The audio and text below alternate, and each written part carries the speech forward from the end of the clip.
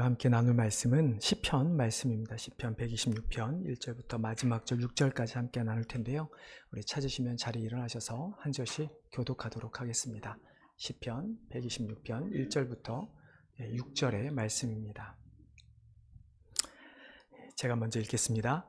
여호와께서 시온의 포로를 돌려보내실 때 우리는 꿈꾸는 것 같았도다.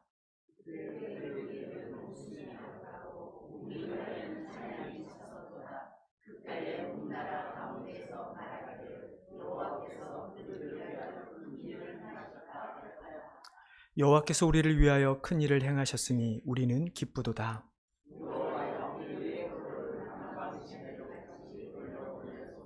눈물을 흘리며 씨를 뿌리는 자는 기쁨으로 거두리로다.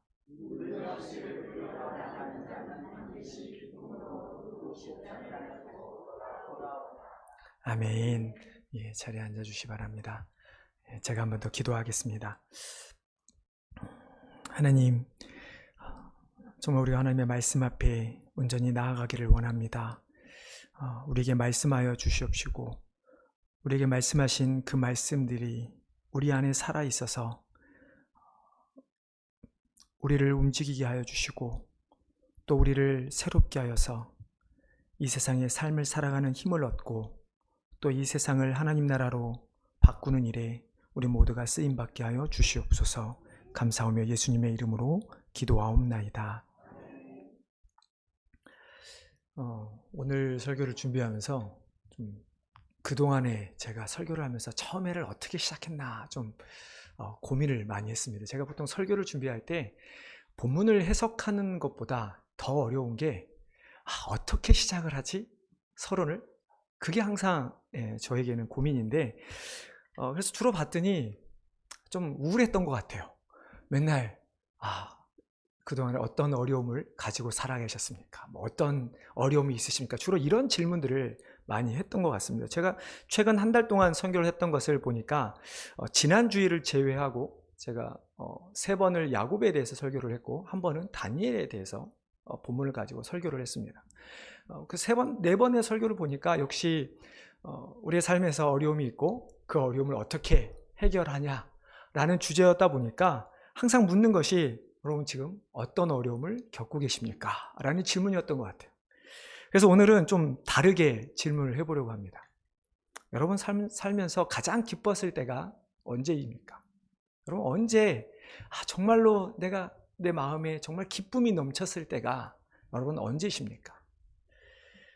저는 솔직히 공부를 별로 좋아하지 않아서 고등학교를 졸업했다고 대학을 들어갔다고 혹은 그 이후에 과정을 공부하고 졸업했다 그래서 별로 저에게는 그런 기쁨은 없었습니다.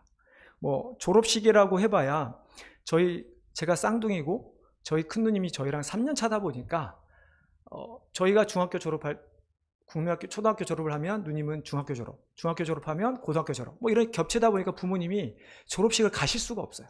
그러니까 저에게 졸업식은 그냥 가족이랑 나중에 만나서 짜장면 먹는 날 정도밖에 별로 의미가 없습니다. 정말 열심히 공부를 했고 나의 만족감을 성취감을 느꼈던 그런 적은 없고요. 그래서 제 인생에 가장 행복했던 시기를 생각해 보니까 믿으실지 모르겠지만 교회에서 생활하는 것이었습니다. 대학을 다니는 동안에 중등부 교사로 섬기고 성가대를 하고 대학생 임원을 하고 그리고 또 더 나아가서 교회 공부방을 만들어서 형들이랑 동생들이랑 같이 공부하면서 놀고 지냈던 그때가 저에게는 가장 기뻤던 시간이 아니었을까 생각을 합니다. 제가 미국에서 공부를 하다가 이제 여행사에서 영주권을 해준다고 해서 실은 공부를 거의 포기하고 일을 한 적이 있었는데 저는 나름대로 그때도 즐겁게 생활했던 것 같아요. 근데 어느 날 사장님이 저한테 그러더라고요. 너는 어떻게 교회만 가면 그렇게 얼굴이 환해지냐? 그러니까 저에게 교회 생활이라고 하는 것은 아마 제 평생에 가장 기쁨을 누리는 곳이 저는 교회였던 것 같습니다. 물론 결혼해서 가정을 이루고 자녀를 낳아 키우는 것도 저에게 기쁨이지만 그러나 교회에서 삶을 살아가는 생활했던 게 저에게는 가장 기뻤던 것 같은데요. 우리 성도님들은 언제 가장 기쁘셨습니까? 기쁘셨던 적이 있으시죠? 분명히 있을 걸 생각이 드는데요. 오늘 본문의 3절 하반을 보니까 우리는 기쁘도다라고 시편의 저자가 말하는 것을 보니 분명히 시편 126편을 지은 이 저자도 그리고 그 저자의 백성들도 우리라는 표현 때문이죠. 분명히 어떤 기쁜 일이 있었음을 우리는 알 수 있습니다. 왜 그들은 기뻐했을까? 무엇으로 말미암아 그들은 기쁘다라고 고백을 하고 있는 것일까? 대체 무엇이 기뻤기에 그들은 성전에 올라갈 때마다 이 노래를 부르면서 하나님 앞에 나아갔던 것일까? 시편 126편의 내용을 좀 살펴보려면 간단한 배경을 알아야 하는데요. 실은 이 시편 126편의 배경은 정확하게 나와 있지 않습니다. 보통 여러분들 시편을 잘 보시면 누가 지었고 또 어떤 사건을 배경으로 지었던 것들한 어떤 그런 단서들이 등장하는 시들이 많이 있는데요. 오늘 시편 126편은 전혀 그런 내용이 나와 있지 않습니다. 하지만 학자들이 이제 연구를 해보니까 이 시가 분명히 바벨론 포로로 끌려가기 바로 이전 혹은 바벨론 포로에서 귀환한 이후에 지어진 시라고 이야기를 합니다. 그 중에서도 많은 학자들은 포로 이후에 기록된 것이라고 주장을 하는데요. 저도 그 의견에 동의합니다. 포로 이후에 그들의 자신들이 하나님께서 회복하신 일들을 바라보며 불렀던 찬양이라고 저도 생각을 하죠. 그렇기 때문에 시편 126편을 기록한 그 기자는 이스라엘 백성들이 바벨론의 포로에서 해방되어 자기 땅으로 돌아온 이후에 하나님께 감사함을 올려드렸던 시가 바로 오늘 우리가 읽은 시편 126편입니다. 그때가 얼마나 기뻤는지 오늘 시편의 기자를 보면 그 그때가 우리가 마치 꿈을 꾸고 있는 것 같은 그런 기쁨의 순간이었다라고 고백을 하는 것을 보게 됩니다. 여러분, 그럴 수밖에 없죠. 바벨론에 의해서 멸망한 북이스라엘, 도저히 자기들 스스로는 자유를 얻을 수 없던 나라가 회복될 수 없는 그런 상황에 있던 그들이 다시 고향으로 돌아갈 수 있을 거라 생각할 수 없었기 때문에 정말로 돌아가는 이 시기에 그들의 기쁨은 아마 끝이 없었을 것입니다. 우리나라를 한번 생각해 보십시오. 너무나 쉽죠. 일제강점기 때 일본으로부터 독립을 했을 때를 한번 생각해 보십시오. 얼마나 기뻤겠습니까? 저희야 이미 그때 일어난 일을 저희는 누리고 살아가기 때문에 어떻게 보면 저희에게는 그때 그 기쁨이 조금은 축소된 것처럼 저희는 느껴지겠지만, 그러나 우리는 그 기쁨이 너무 크기에 나라적으로 그 기쁨의 날을 지키며 우리는 살아갑니다. 미국도 마찬가지입니다. 줄라이 1스가 되면 독립기념일로 그렇게 환호하며 기쁨을 나누며 지내는 기도하죠. 이스라엘 백성들도 마찬가지였습니다. 바벨론의 포로로 끌려간 이스라엘 백성들에 있어서 유일한 소망은 고국으로 돌아가는 것이었고, 그리고 마침내 실제로 포로 귀환이 3번에 걸쳐서 이루어지게 되죠. 그런데 포로 귀환이 그들에게 정말 기뻤던 이유가 단순히 포로에서 풀려나 자유를 얻었기 때문이었을까? 그냥 나라를 잃었고 노예로 살다가 더 이상 노예 생활을 하지 않고 자유를 얻었기 때문에 정말 하나님 앞에 올라갈 때마다 이 노래를 부른 것일까? 우리는 이스라엘 백성들이 왜 포로로 끌려갔는지를 우리는 생각해 봐야 합니다. 여러분, 이스라엘 백성들이 왜 포로로 끌려갔습니까? 하나님의 선택된, 하나님의 선민이라고 여겼던 이스라엘 백성들, 하나님께서 그들에게 가나안 땅을 주셔서 정말 풍족하게 살도록 하셨던 이스라엘 백성들인데 왜 그들은 포로로 끌려가게 되었을까? 그들은 하나님과의 언약을 어겼기 때문입니다. 우상을 숭배하고 악을 행하였기 때문이죠. 그래서 하나님께서 예레미야 선지자를 통해서 어떻게 말씀하시냐면, 이스라엘 백성들이 그들의 악행이 너무 크기 때문에 내가 그들을 바벨론으로 보내 바벨론의 왕을 70년 동안 섬기게 할 것이라고 예언을 하게 되죠. 그래서 이스라엘 백성들은 바벨론의 포로로 끌려간 것입니다. 하지만 우리가 선지서를 볼 때마다 우리에게 소망이 있는 것은 무엇입니까? 하나님이 심판의 메시지만 전하는 것이 아니라 회복의 말씀도 하시기 때문이죠. 하나님은 이스라엘 백성이 바벨론에서 70년을 보낸 이후에 반드시 그들이 거주하던 땅, 약속의 땅으로 돌아오게 되리라 라는 말씀도 이스라엘 백성들에게 하셨던 것을 우리는 알 수 있습니다. 그렇게 바벨론 포로에서 돌아온 시편 기자가 느꼈던 그 기쁨, 얼마나 컸을까요? 그리고 이 시편의 기자들은 이스라엘 백성들에게 우리 한민족과 좀 비슷한 것이 있는 것 같아요. 이스라엘 백성들이 이 일을 당했을 때 그들의 역사 가운데 그들을 인도하셨던 그 하나님을 그들은 떠올릴 수밖에 없었습니다. 이스라엘 백성은 이미 포로 생활이 이번이 처음이 아닙니다. 우리가 잘 아는 것처럼 이미 애굽의 포로 생활을 오랜 년 동안 400년이라는 기간을 포로 생활을 했던 민족이 이스라엘 백성들이었습니다. 사사시대 때는 어떻습니까? 주변 나라들에게 수없이 공격을 받고 수없이 주변 나라들에게 복속되어서 조공을 바치고 섬겼던 경력이 있던 나라가 이스라엘이었습니다. 하지만 그런 순간에도 하나님께서 자기의 백성들을, 자기의 조상들을 잊지 않으시고 회복하셨던, 다시 불러내어 주셔서 다시 하나님의 백성으로 삼았던 그 언약 때문에 이 시편의 기자는 더욱 기쁠 수밖에 없었던 것이죠. 단순히 자유가 아니라 다시 우리가 하나님의 언약 백성이 되었다라고 하는 그 사실로 그들은 기뻐한 것입니다. 그래서 그 기쁨을 앞서 말씀드린 것처럼 현실처럼 다가온 것이 아니라 마치 꿈에서 환상처럼 그들이 다가왔다라고 고백을 한 것이죠.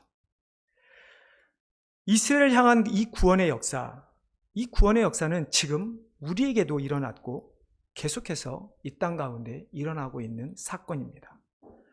구약의 이스라엘은 신약의 성도들을 예표하고 있죠. 그렇다고 해서 우리가 이스라엘 백성이라는 의미는 아닙니다. 하나님께서 이스라엘 백성을 향해서 많은 일들을 행하셨고 그들을 통해서 그들을 선민으로 삼으셔서 많은 일들을 하기를 원하셨고 알려주시고자 하셨지만 그 중에 정말로 이스라엘 백성들을 통해서 하나님께서 그 지역 나라에, 그 주변 나라에 세상 모든 사람에게 알려주시고자 하셨던 것은 하나님이 진정한 하나님 되신, 하나님께서 구원해 주시는 그 구원의 하나님이라고 하는 사실입니다. 하지만 이스라엘 백성들은 그 하나님의 하나님됨을 나타내지 못했고 본인들 스스로가 하나님께서 주시는 자유를 누리지 못하게 된 것이죠. 우리도 마찬가지입니다. 우리도 자유롭게 살아가는 것처럼 생각되어지고 세상에 밖에, 교회 밖에 있는 많은 사람들이 편하게 살아가는 것처럼 보이지만 그러나 우리의 본래의 모습은 어떻습니까? 우리는 허물과 죄로 죽었던 우리, 과거에 사단에게 잡혀서 살았던 것이 바로 우리의 모습입니다. 우리의 본래의 모습이 포로였다라는 이야기입니다. 그런 우리를 하나님은 예수 그리스도를 통해서 사단에게 붙잡혀 있던 우리를 구원해 주셨습니다. 그럼 우리가 구원받은 이 기쁨을 우리가 어떻게 표현해야 될까요? 오늘 본문의 저자처럼 마치 꿈을 꾸는 것처럼 우리가 독립을 얻은 것처럼 우리는 기뻐해야 하는 것입니다.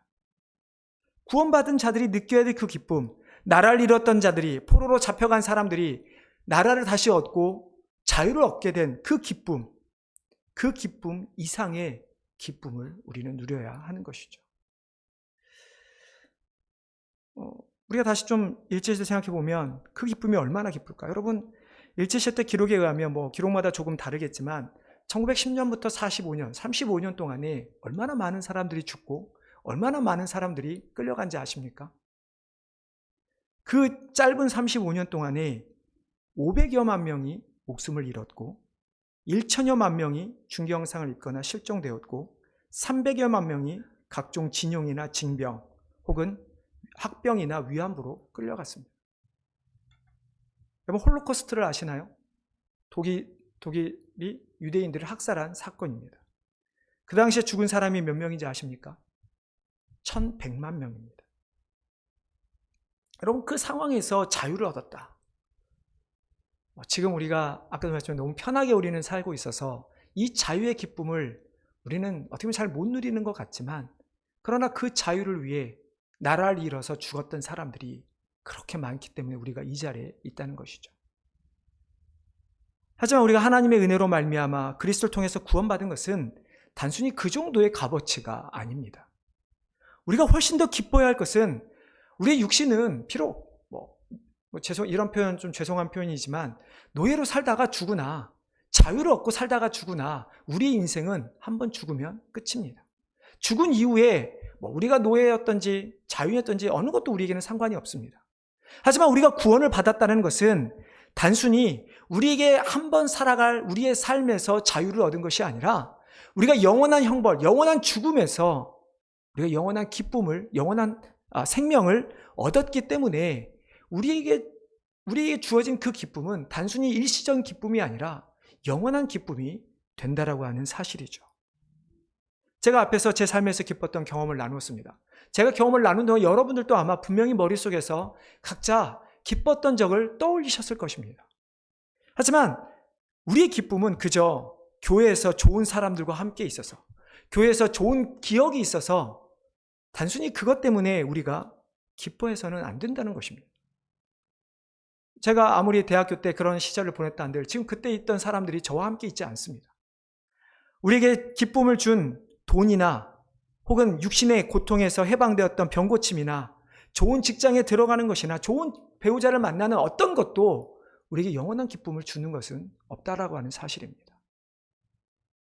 그렇기 때문에 우리가 예수 그리스도로 말미암아서 영원한 노예에서 영원한 자유인이 되었다라는 그 사실, 그 구원의 기쁨은 우리에게 매일 같은, 매일매일 새롭게 되는 기쁨이 되어야 하는 것이죠. 세상에서 누리는 기쁨은 일시적인 것입니다. 아까 말씀드린 것처럼 제가 옛날에 했던 그 순간들 지금 다시 재현할 수 없습니다. 다시 재현한다 한들 그들이 죽든 제가 죽든 누군가가 죽게 되면 그 기쁨은 끝나고 말게 되는 것이죠. 3절에 보면 우리는 기쁘도다라고 저자가 고백을 하는데요. 이거 원어를 보면 현재 완료로 되어 있습니다. 잘 아시면 현재 완료이라는 게 어느 정도 시작을 해서 지금까지 계속 진행되고 있는 것을 말하는 것이죠. 그렇기 때문에 내가 예수님을 믿어서 구원받은 것, 내가 회심했던 그 순간, 그때만 나에게 기쁨이 되는 것이 아니라 그 이후에 비록 나의 삶이 아무리 어렵고 힘들어도 정말 세상적으로는 기쁨이 없는 것처럼 느껴지는 상황이 있다 할지라도 내가 구원받은 그 기쁨 때문에 그 하나로 그때부터 지금까지 우리가 하나님 앞에 가는 그날까지 우리는 기쁨을 누리며 살아가야 하는 것이죠. 구원의 기쁨을 가장 잘 누린 사람이 누구일까? 오늘 말씀을 준비하면서 좀 생각을 해봤습니다. 세상적인 사람도 생각 좀 많이 해봤고요. 저희 가족도 좀 생각을 해봤고, 저희 교회도 생각을 많이 해봤습니다. 하지만 가장 기쁨을 잘 누리고 표현한 사람을 꼽으라고 하면 저는 사도 바울 같습니다. 왜 사도 바울이 그런가? 물론 우리의 기독교 역사 가운데 많은 믿음의 사람들이 복음 때문에 자신의 생명을 바친 사람들이, 순교한 사람들이 많이 있습니다. 근데 그럼에도 불구하고 왜 바울인가? 그것은 성경에 나와 있어서 이 세상에 있는 많은 사람들이 쉽게 접할 수 있는 사람이기 때문이죠.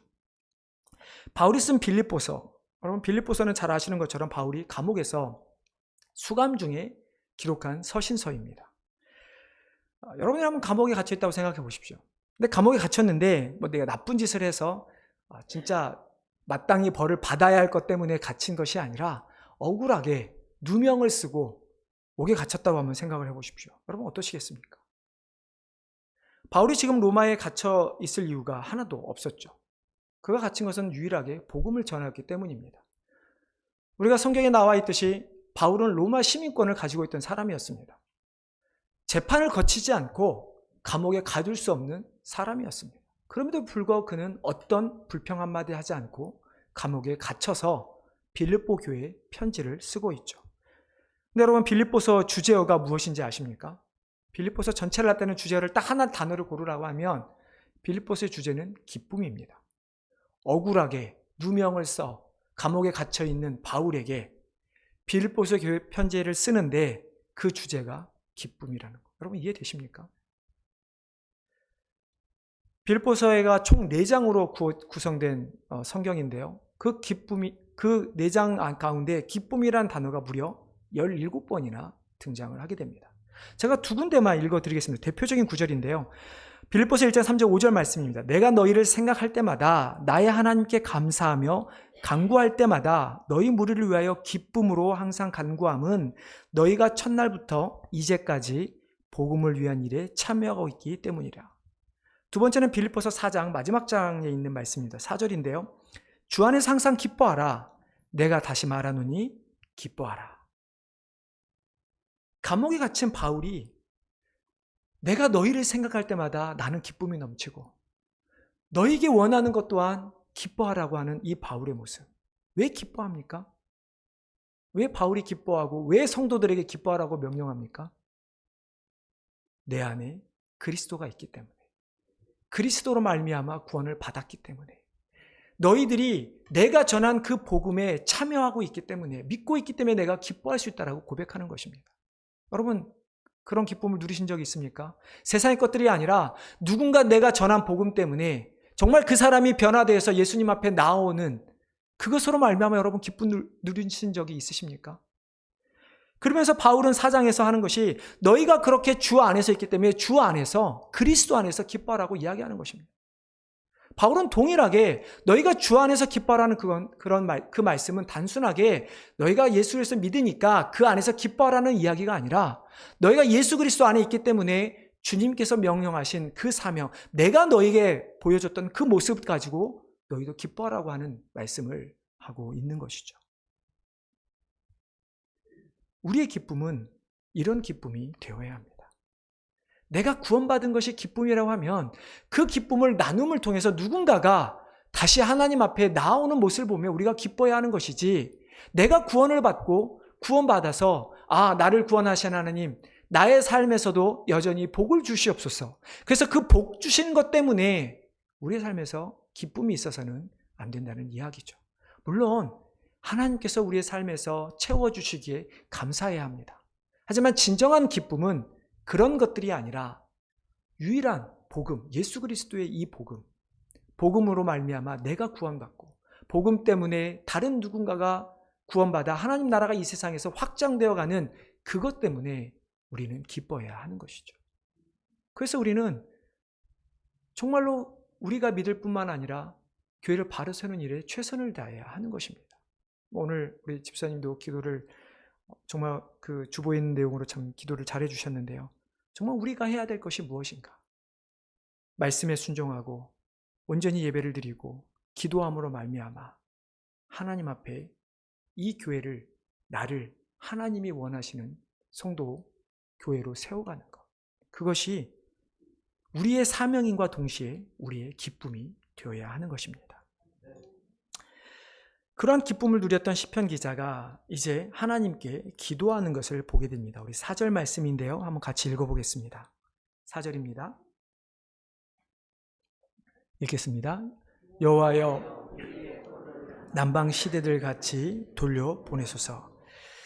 시편 기자는 포로인 자신들을 이제 회복해서 남방, 그러니까 영어로는 보면 네게부라고 하는 표현인데요, 네게부에 있는 시내들 같이 회복해달라는, 돌려보내라는 말이 영어로는 보시면 restore, 그러니까 우리의 가지고 있는 fortune이 여러분 행운만이 아니라 자신들이 가지고 있는 것들, 재물, 모든 것들을 의미하는데요, 그것들을 남방에 있는 시냇물처럼 우리를 회복해달라고 하는 표현입니다.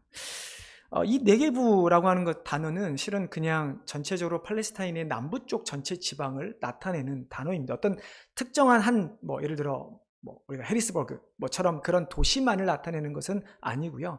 어떻게 보면 큰 개념의 땅인데요.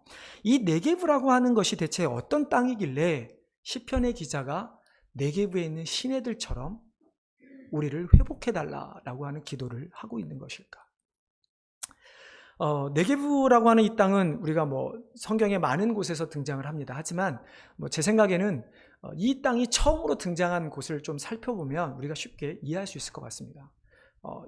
이게 처음에 이제 창세기에 총 5번 혹은 네게부와 관련된 땅까지 포함하면 대략 한 10번 이상 등장을 하게 되는데요. 처음에는 이 네게부라고 하는 땅이 아브라함이 자신이 머물던 땅에 기근이 들어서 기근을 피해서 애굽까지 내려가는 그 과정 가운데 들렸던 땅 중에 하나입니다. 거기 갔더니 또 기근이 들어서 애굽으로 내려가게 되고요. 나중에 애굽에 내려갔다가 베델로 올라가는 또 그 길에 네게부에 잠깐 들려서 또 살게 됩니다. 근데 하지만 창세기 20장 이후를 보면 이제 아브라함이 거주하는 땅이 등장을 하는데요. 아브라함이 죽기까지 이제 머무르게 되는 땅이죠. 그곳이 바로 네게부입니다. 창세기 20장 1절을 보면 이렇게 나옵니다. 아브라함이 거기서 네게부 땅으로 옮겨가 가데스와 술 사이 그랄에 거류하였다라고 말합니다. 그러니까 네게부라고 하는 큰 땅 가운데 그랄이라고 하는 작은 지역에 머물게 된 거죠. 그러니까 펜실베니아 땅 가운데 해리스버그에 살게 된 것이죠. 예. 근데 이 땅은 어떤 땅이었는가? 창세기 26장 12절 13절에 보면 이삭이 그 네게브 땅에서 엄청난 경험을 하게 됩니다. 26장 12, 13절에 보니까 이삭이 그 땅에서 농사하여 그 해에 100배나 얻었고 여호와께서 복을 주심으로 그 사람이 창대하고 왕성하여 마침내 거부가 되었다라고 성경은 기록합니다. 그럼 여러분, 네게브라고 하는 땅이 어떤 땅입니까? 단순히 비옥한 땅, 비만 내리면 정말로 비옥한 땅, 그것을 의미하기도 하지만 네게브는 자신의 조상 아브라함에게 하나님께서 주셨던 땅이고 그 땅에서 자신의 조상 이삭이 엄청난 수확을, 소출을 경험했던 땅이 바로 이 네게브라고 하는 땅입니다. 그렇기 때문에 이 네게브는 이스라엘 백성들에게 있어서는 정말 상징의 땅인 것이죠. 하나님의 축복을 나타내는 상징의 땅.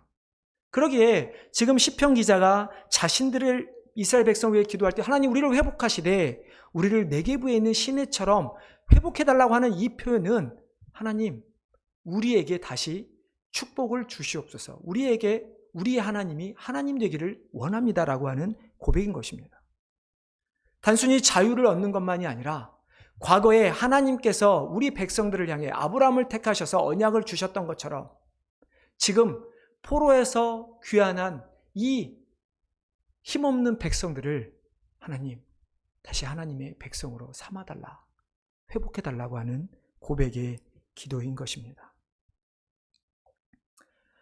이스라엘 백성들에게 있어서 회복은 단순히 포로에서 노임을 받는 것만이 아니었습니다. 그들에게 진정한 회복은 단순히 자유가 아니라 앞에 말씀드렸지만 이스라엘 백성들이 멸망하게 된 그 원인을 찾아서 다시 그것을 해결하고 하나님의 백성이 되는 것이 그들이 진정한 원하는 회복이었다라고 하는 것이죠. 하나님이 성도들을 구원하신 것도 마찬가지입니다. 하나님께서 그렇게 이스라엘 백성들을 회복하셔서 하나님의 언약대로 세상의 복의 통로가 되게 하시길 원하셨던 것처럼, 그래서 포로로 끌려간 이스라엘 백성들을 다시 회복하시어 그들을 통해 하나님을 나타내는 통로가 되기를 원하셨던 것처럼 지금 하나님이 구원받은 백성인 우리를 향해 원하신 것 또한 마찬가지로 세상을 향해 하나님의 언약, 하나님의 그 약속, 축복인 예수 그리스도의 복음을 나타내는 것입니다. 우리를 회복하셔서 하나님 나라의 백성이 되게 하셨고 우리로 하여금 하나님 나라, 우리가 가게 될 영원한 하나님 나라를 장소인 그 천국을 허락하신 그 하나님, 그리고 그 우리를 통해서 이 세상에 하나님 나라를 나타내기를 원하시는 그 하나님의 뜻이 바로 구원한 백성들에게 담겨 있는 것이죠. 여러분, 우리가 하나님의 나라, 참 많은 이야기를 할 수 있지만 하나님의 나라를 간단히 이야기하면 나라를 다스리는 통치자이신 하나님, 그리고 하나님의 통치를 받는 백성이 있는 그것이 하나님의 나라입니다. 그렇다고 한다면 우리는 우리 자신이 하나님의 나라가 되어야 합니다. 우리 자신이 하나님의 성전이듯 우리가 하나님의 나라가 되어야 합니다. 하나님이 우리를 다스리시고 내가 하나님의 백성이 된다면 그것이 하나님의 나라이죠. 그렇기 때문에 우리는 아직 예수님이 오신 이후에 완전한 하나님 나라가 임하겠지만 우리가 이 땅에서 하나님의 나라를 누리며 살아가야 될 이유가 바로 거기에 있는 것입니다. 또한 우리가 생각할 것은 교회가 하나님의 나라입니다. 하나님을 믿는 자들이 모여서 예배드리는 이곳이, 그래서 하나님의 다스림이 있다라고 우리가 인정한다면 바로 이곳이 하나님의 나라가 되는 것이죠. 우리 자신, 교회, 그렇기 때문에 우리 자신과 교회가 우리가 주인이 되는 것이 아니라 하나님이 주인이 되어야 하는 것이죠. 그러면 우리가 세상을 향한 복의 통로가 되기 위해서 우리가 해야 할 일은 무엇일까요? 우리 마지막 6절 말씀 한 번 더 읽어보고 간단히 말씀을 좀 나누도록 하겠습니다. 6절 말씀입니다. 자는 반드시 기쁨으로 그 곡식단을 가지고 돌아오리로다. 포로 살다가 돌아온 이스라엘 백성들에게 무엇이 있었을까요? 대단한 재물이 있었을까요? 대단한 뭔가를 가지고 돌아오면 그 땅에 오기만 하면 잘 살 수 있었을까요? 우리나라가 일제강점기 시대 이후에 그냥 하룻밤 자고 일어났더니 잘 살게 되었나요? 아니죠. 엄청나게 많은 사람들이 눈물을 흘리며 고생하며 나라를 세웠던 것을 우리는 너무나 잘 알고 있습니다. 그들이 가진 것만으로는 도저히 과거의 영화로웠던 그 시간으로 돌아갈 수가 없습니다. 그러면 그들이 바랐던 것은 무엇이었을까요? 왜 시편의 기자는 자신들의 힘으로 할 수 없는데 왜 지금 6절에 이런 희망적인 소망의 모습을 고백하고 있는 것일까? 바로 하나님 때문이죠. 아무것도 없었던, 가진 없던 아브라함을 부르셔서 다윗을 거쳐서 엄청난 부강한 나라를 세웠듯이 지금 자기들은 아무것도 없지만 자기의 조상들을 인도하셨던 그 하나님, 그 하나님께서 하실 수 있다라고 하는 사실을 믿고 지금 이렇게 고백하고 있는 것입니다. 그러면 우리가 해야 하는 것도 마찬가지죠. 그들이 하나님의 하실 일을 생각하면서 비록 힘들게 울며 씨를 뿌리지만 곡식을 거둘 수 있으라는 확신을 가졌던 것처럼 우리가 해야 될 또한 역시 눈물로 울며 우리는 복음의 씨를 뿌려야 할 것입니다. 눈물로 씨를 뿌린다라고 하는 이 말에는 많은 의미가 담겨 있습니다. 특별히 우리에게 적용할 때 많은 의미가 있는데요. 첫 번째는 정말 우리가 믿음 생활을 열심히 하려고 하지만 사단의 공격 때문에 너무나 힘들어서 눈물을 흘릴 때가 있을 것입니다. 왜 하나님 나를 그렇게 세상 가운데 버려두십니까? 마치 하나님이 아무것도 하지 않는 것처럼 느껴질 때. 두 번째는 우리의 감격에, 구원의 감격이 너무 커서 하나님 앞에 눈물을 흘리며 기도할 때가 우리는 있을 것입니다. 어저께도 한 분 가정을 신방하면서 그분의 간증을 들으면서 정말 삶에서 자신을 인도하셨던 그 하나님을 생각할 때마다 눈물을 흘리신다라는 그 이야기를 들었을 때 분명히 우리 가운데 그런 눈물의 의미가 담겨 있죠. 세 번째는 예수님께서 예루살렘을 바라보시면서 안타까우며 흘리셨던 눈물이 있습니다. 마찬가지로 우리도 믿지 않는 자들을 향해서 바라볼 때 그저 저 사람들 그냥 왜 저러고 사나, 그게 아니라 우리도 그들을 향해 불쌍히 여기며 눈물을 흘려야 하는 것입니다. 우리가 이렇게 눈물을 흘리며 복음을 전할 때 우리에게 소망이 있는 것은, 아니 소망을 넘어 우리에게 확신이 있는 것은 이 시편에게 기자가 고백한 것처럼 기쁨으로 곡식단을 거두게 된다는 이야기입니다. 우리가 눈물을 흘리며 복음의 씨앗을 뿌리게 되면 하나님께서 분명히 우리에게 귀한 상급을 주신다는 말씀인 것이죠. 우리가 회개의 눈물이 됐든 고난 가운데 흘리는 눈물이든 그것이 기쁨의 눈물이든 믿지 않는 자들을 향해 바라보면서 안타까워하는 마음으로 흘리는 눈물이든 우리가 흘린 눈물로 기도할 때 우리의 그 기도는 절대로 땅에 떨어지지 않는다는 것입니다. 주님께서 우리를 위해 흘리셨던 눈물을 한번 생각해 보십시오. 주님께서 정말 그 겟세마네 동산에서 우리를 위해 흘리셨던 피땀을 한번 생각해 보십시오. 그리고 주님께서 우리를 위해 흘리셨던 그 십자가의 피를 한번 생각해 보면 어떨까요? 히브리서 5장 7절에 이런 말씀이 있습니다. 그는 육체에 계실 때 자기를 죽음에서 능히 구원하실 이에게 심한 통곡과 눈물로 간구와 소원을 올렸고 그의 경건하심으로 말미암아 들으심을 얻었느니라. 예수님께서 자신이 당해야 될 그 고난으로 구원받을 사람들을 위해서 통곡과 눈물로 간구와 손을 올렸고 그 주님께서 보여주신 온전한 경건하심으로 말미암아 하나님께서 그 기도를 들어주셨다라고 하는 고백입니다.